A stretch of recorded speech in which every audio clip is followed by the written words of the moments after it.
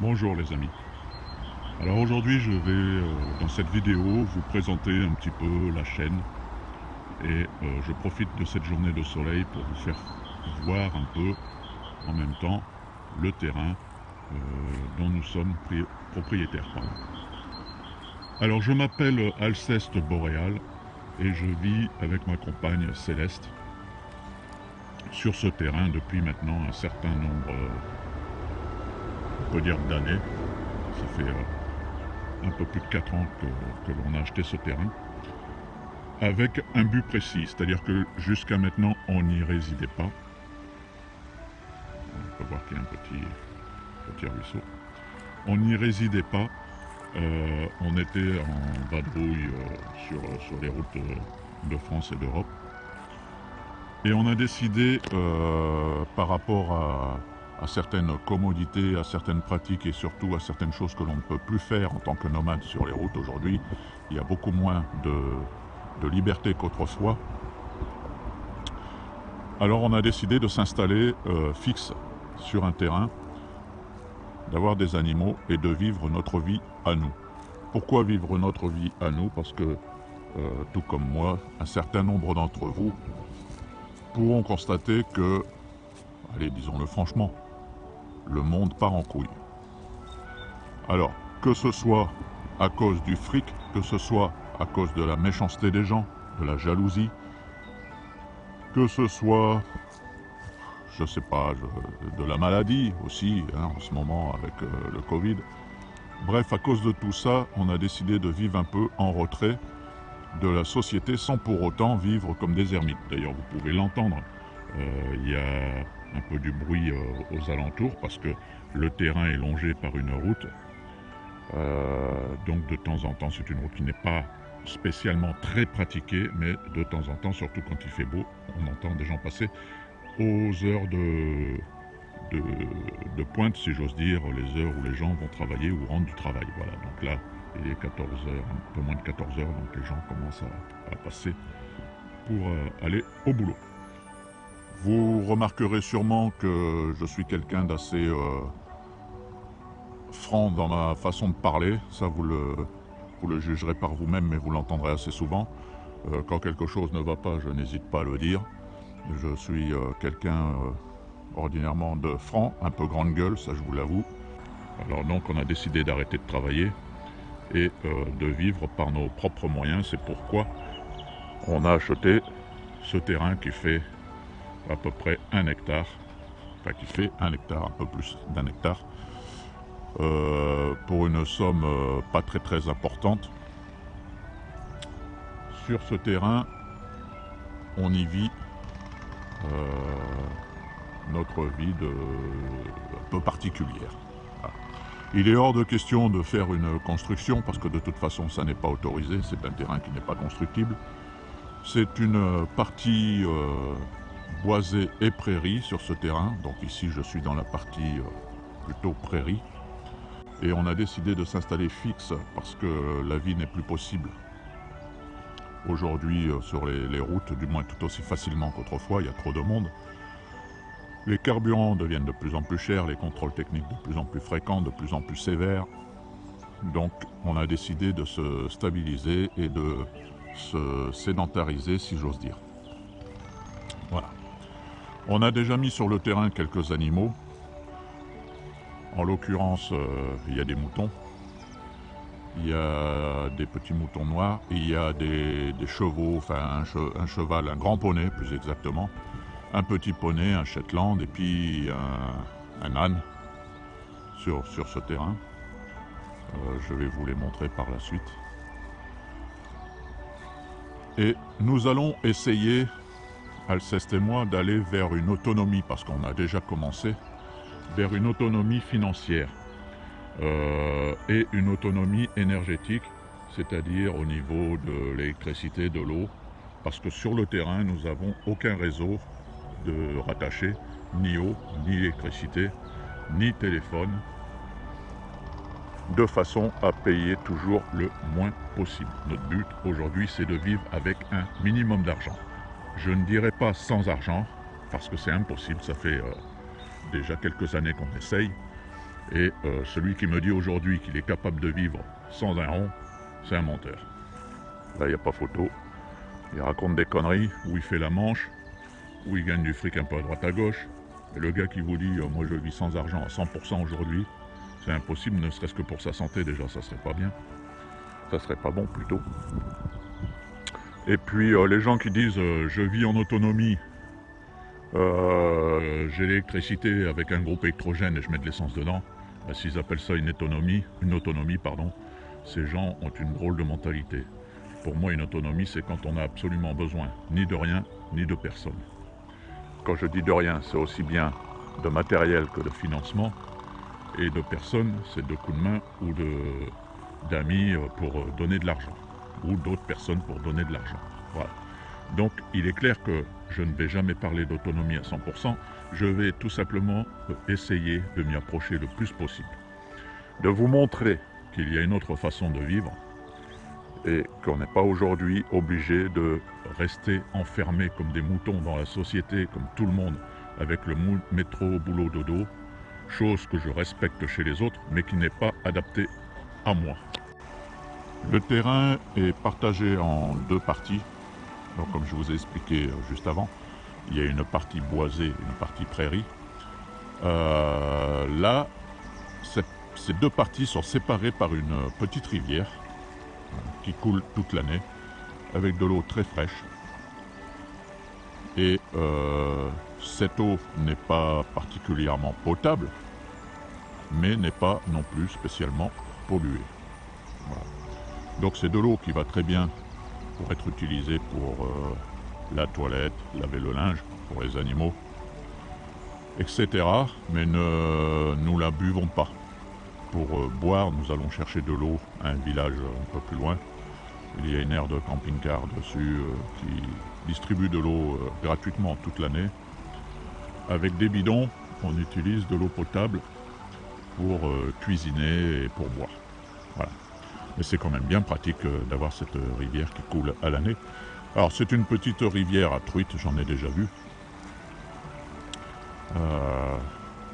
Alors bien sûr, cette rivière est dans la propriété et est donc réservée et fermée, n'est pas autorisée à la pêche parce que dans cette région, ce ne sont pas des rivières qui sont spécialement ouvertes au public. Voilà, c'est une histoire de réglementation, je vous en parlerai sur une autre vidéo de tout ça. Mais voilà, les pêcheurs n'ont rien à rentrer dans la propriété pour pêcher. Alors ici, toujours côté prairie, nous avons les trois équidés. Le petit âne qui est tout jeune, qui a 8-9 mois, qui s'appelle Roméo. Nous avons Pépito, petit poney Shetland, ici.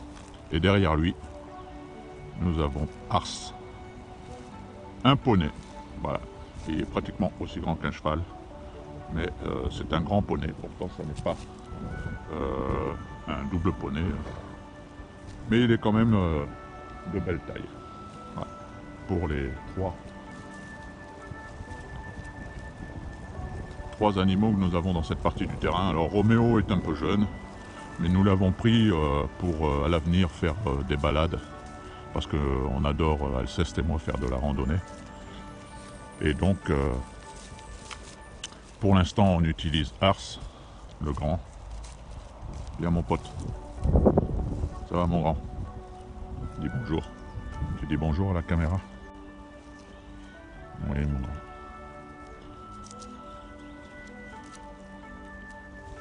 Alors, Ars fait... je sais pas, moi je fais... donc on va dire qu'au garrot... Au garrot, il doit faire 1m60 à peu près.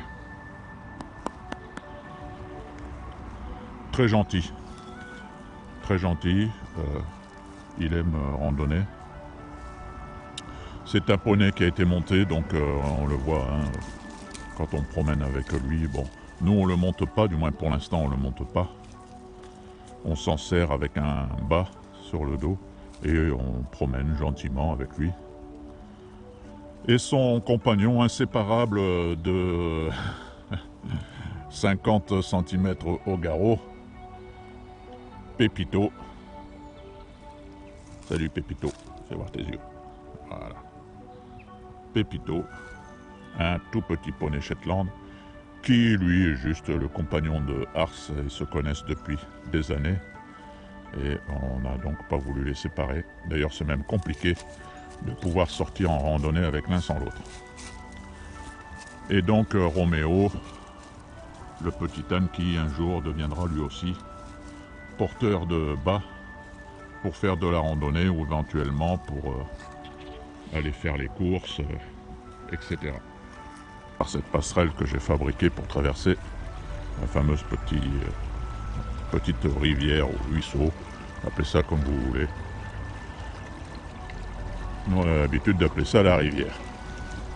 Mais bon, c'est vrai que c'est vraiment pas très grand comme rivière.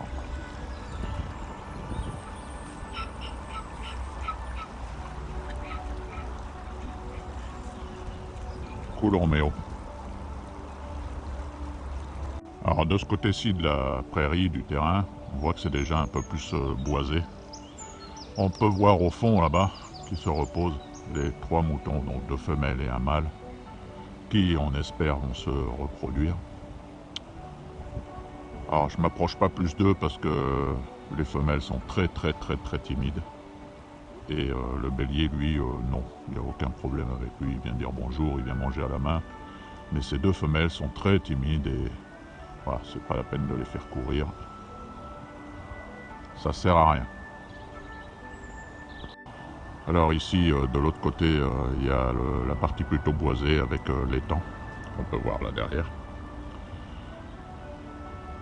Et pareil, hein, en propriété privée, il n'est pas ouvert au public.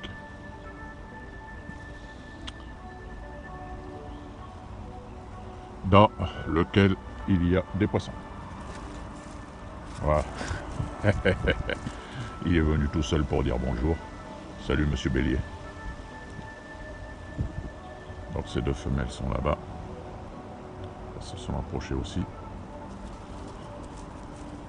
Alors il faut toujours se méfier quand même hein, quand on a un bélier comme ça, parce qu'on aurait tendance à prendre des coups de corne dans les fesses sans s'en rendre compte.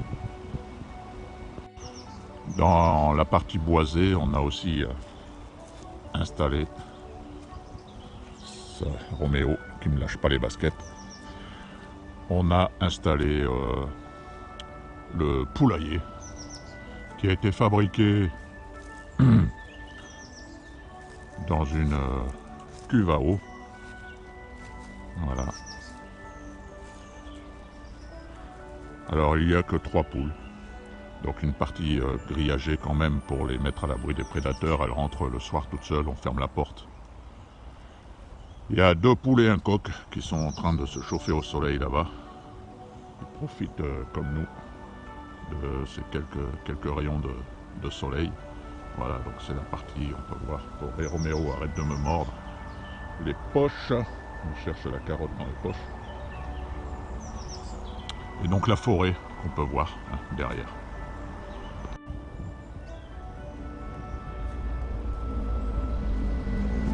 Alors les poules sont surtout là pour chasser les limaces pour le potager. Quand on aura le potager, on n'a pas encore commencé, donc cette année c'est la grande aventure potagère. Ils sont là pour chasser les limaces parce qu'elles ne pondent pas. Je pense qu'elles sont trop vieilles probablement. Il y en a une en plus qui est depuis le début en mauvaise condition physique. Oui et non, parce qu'en fait elle a les pattes tordues, les doigts de pattes tordues, la plus blanche là-haut. Mais elle vit très bien, elle s'accommode très bien, elle court très bien et elle vole très bien aussi. Ça n'empêche pas de vivre sa vie, mais voilà, on n'a pas d'œufs, donc on les laisse tranquilles parce qu'on espère qu'elles mangent les insectes et les limaces, car ici c'est un fléau. C'est un fléau pour le jardin. Avec Alceste, on a énormément de choses à vous parler, à vous montrer. Et comme des petites réalisations, Alceste fait quelques bijoux, des confitures, des conserves, etc. qu'on mettra à disposition sur la boutique si ça vous intéresse. la boutique qui se trouve donc sur le site internet. Mais parfois on a aussi des délires, comme là par exemple de fabriquer cette mini chapelle. Voilà. Alors pas spécialement que l'on soit vraiment croyant, du moins croyant, pratiquant plutôt, hein, parce que voilà, j'ai été baptisé, communié, mais je ne vais pas à l'église tous les dimanches. Mais j'avais envie de faire un petit lieu de recueillement comme ça, sur le terrain, ne serait-ce que pour la suite, on ne sait jamais. S'il arrive quelque chose, soit à moi, soit à Alceste, on sera peut-être bien content de pouvoir se recueillir, parce que, comme je le dis assez souvent à Alceste, il est hors de question qu'elle aille passer sa vie au cimetière. S'il se passe quelque chose après la mort, c'est ici que je reviendrai, sur mon terrain. Donc si elle veut me parler, c'est ici qu'il faut qu'elle me parle. À l'origine, hein, c'est pour vous donner un petit exemple des choses que l'on vous parlera. C'est tout simplement une petite niche à l'origine qu'on a trouvée sur internet pas très cher, que j'ai peint. Et à l'intérieur, on y a mis une petite lumière qui s'allume. Et le boîtier, il est là. Bah, on n'y voit pas grand chose parce que c'est plein jour. Mais voilà. Donc un petit dessin que j'ai fait au fond. On a mis 2 statues qu'on a achetées sur un site internet très intéressant qui se trouve à Lourdes. Voilà, c'est ce genre de choses que je vous mettrai par exemple. Les petites statuettes qui sont très jolies. Sur ce site, par exemple, vous pourriez retrouver tout ça sur le site internet et posé sur un piquet. Voilà. C'est tout con, mais on fabrique plein de choses et on va parler avec vous de toutes ces choses, vous montrer toutes ces choses.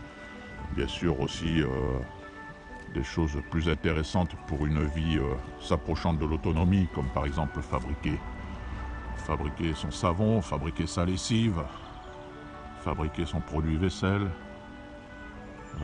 plein de... J'en parlerai pendant des heures parce qu'il y a des heures de visionnage à venir.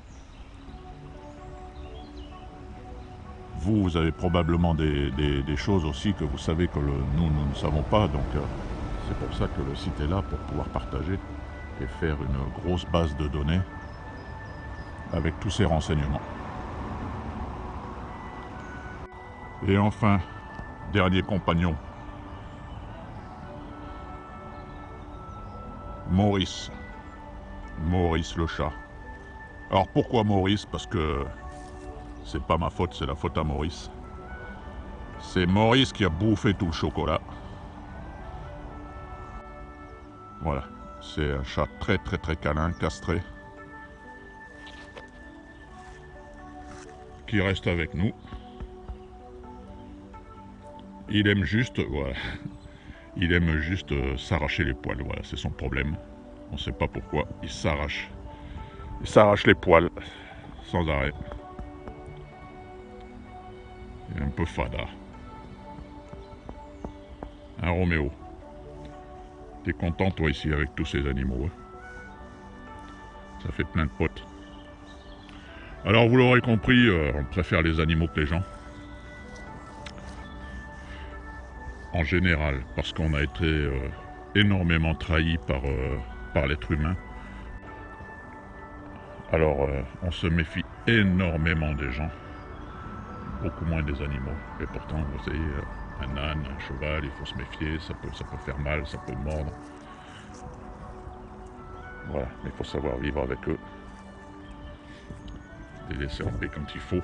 Un Roméo? Non, ça c'est mes lunettes, Roméo. On a trouvé, je pense, avec Céleste, une harmonie de paix. Et c'est ce qu'on aimerait partager avec vous. Vous montrer notre vie. On réalise beaucoup de choses, je fabrique beaucoup de choses. Et je pense que j'ai beaucoup de choses à vous montrer. Comment se passer de certains produits pour aller vers une vie beaucoup plus minimaliste, avec un besoin de beaucoup moins d'argent, parce qu'aujourd'hui, je me demande comment vous faites pour payer tout ce que vous devez payer avec le peu d'argent que vous gagnez. Je sais que vous êtes nombreux à chaque fois à nous le dire, du moins les gens que l'on rencontre, avec qui on discute 5 minutes, sont nombreux à nous dire je m'en sors pas, je m'en sors pas, je m'en sors pas. Alors ça me fait un peu rigoler, parce que il y a toujours moyen de s'en sortir, seulement il faut oser changer de vie. Et nous, c'est ce qu'on fait avec Alceste. Mais voilà, on peut très bien vivre sans crédit, sans rien, et décemment et correctement. Voilà, c'est ce qu'on va partager avec vous avec cette chaîne. Alors en parallèle, il y a un site internet sur lequel je poserai des vidéos qui dévoileront plus de choses, des vidéos privées, donc bien sûr il faudra s'abonner au site pour pouvoir y avoir accès. Et voilà, vous avez une partie bien entendu qui est complètement gratuite, avec un journal de bord où on parle au jour le jour de ce qu'on fait, ce qu'on modifie, ce qu'on a acheté, les produits qu'on a achetés, si c'est bien, si c'est pas bien, si c'est efficace, pas efficace. Voilà, tout ça, on vous en parle sur le site. Alors n'hésitez pas, c'est vraiment le site un complément à la chaîne. N'hésitez pas à venir nous y rencontrer, pour venir parler aussi. Et si vous avez des choses à nous raconter ou à nous dire, ou à partager avec nous, comme nous partageons avec vous. Allez, à bientôt les amis, portez-vous bien, soyez prudents, et n'hésitez pas à nous suivre.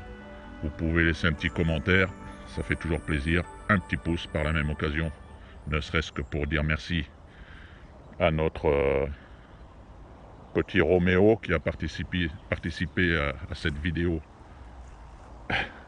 intrusivement, si j'ose dire. Allez, voilà, c'est bien mon grand, oui. À bientôt.